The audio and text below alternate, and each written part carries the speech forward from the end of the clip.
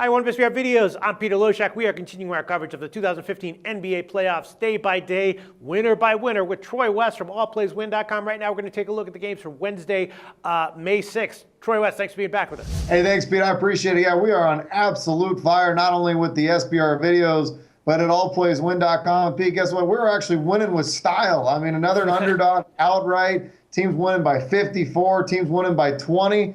We're on absolute fire, and we're winning with style points as well, Pete. All right, Troy. Well, we got two games for Wednesday night. We are shooting this on Tuesday afternoon, so maybe there'll be line movement, maybe there'll be more information. But one of your winners recently with us was Chicago in Game 1. You all said you liked Chicago in the series as a significant underdog.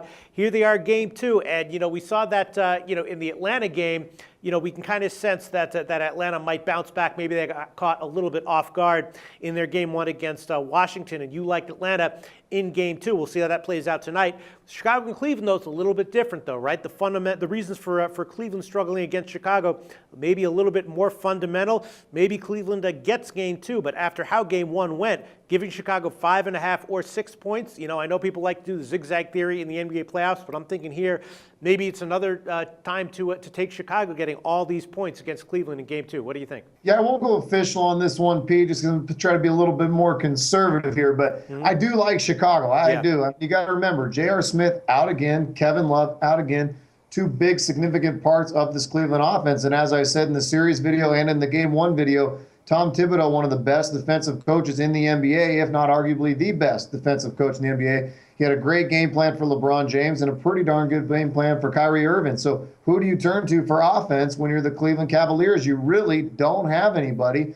And LeBron James, we haven't seen a 40, 45-point game from him in quite some time. I don't know if I don't want to say he's not the same player as he was, but, when he had Kevin Love in the lineup and he had J.R. Smith, he was able to distribute the ball quite a bit. Right now, he doesn't have those weapons around him, and he's not necessarily ready to carry the weight.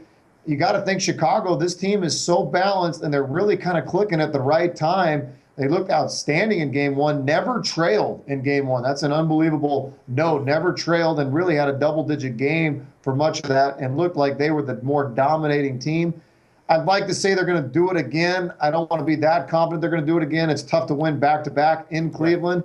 If I had to bet it, absolutely, I'm taking Chicago getting the 5.5 or 6, but right now I'm going to take a pass on it. Okay, well then maybe you have a pick on the second game, Clippers-Houston. Of course, Clippers stunned Houston without Chris Paul in Game 1. That game also went over, and here we go, Game 2. Is Houston overrated? Maybe they are. I don't know, but they're now a 6.5 or 7-point home favorite for Game 2. I'm reading that Paul is questionable. I haven't read anything definitive one way or the other. Total's 213, and I'm thinking that, Houston's going to try to win this one by ramping up their offense. Maybe the Clippers won't really be able to stop them. So I'm thinking that the over 213 is going to be a good play here. Maybe not a huge play, but a good play. And as far as the spread's concerned, I don't know. Probably a bounce back by Houston, but maybe Houston just overrated, overvalued. There is someone who posted that on our YouTube channel. That guy might be totally right. Maybe the Clippers are a good bet again. What do you think? No, I'll go with an official pick here with the Houston Rockets. Okay. I think Game 1, the way that game played out, truly remarkable. I think Vegas made a hell of a lot of money on that, especially with the announcement of Chris Paul going out on the line, only really jumping 1 to 2 points.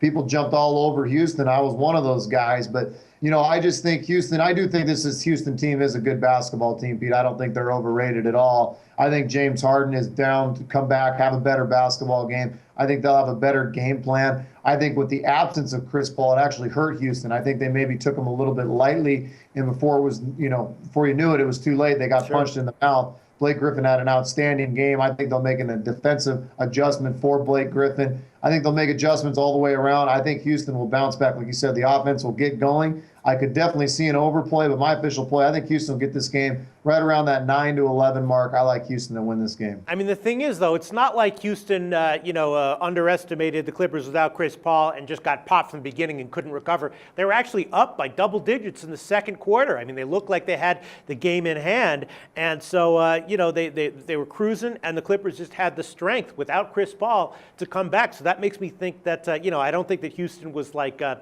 taking the Clippers seriously and then started to take them for granted in the second half. I think the Clippers are just strong enough to mount a comeback. No, absolutely. And I mean, there was a game of runs without a doubt, and I myself thought the Clippers would be fatigued in that game. They didn't show that. I just think tomorrow, I do think that the Houston Rockets will rev it up. I don't think you got their best game in game one. I thought they were lackluster on defense. They gave 35 points in the third quarter to the Clippers. I just feel like it was kind of a lackluster game, kind of a little bit of a hangover from that Dallas series where they had the long layover, and the Clippers really just kind of brought in the momentum from the Spurs series. I think that was overlooked quite a bit. That's why I didn't make an official play on the game one. But going into this one, I will make it official. I think Houston will rev it up a little bit. I don't think the hangover is going to be around because they need this game in a bad way. Look for Houston to win this one. All right, well, I'm still leaning Chicago +6 and the over 213 here. Troy West, though, absolutely on fire, giving us another pick for Wednesday night. Houston, -6.5. Currently, we'll see whether Chris Paul plays, where this line closes and moves. Troy West, thanks so much for all your thoughts once again.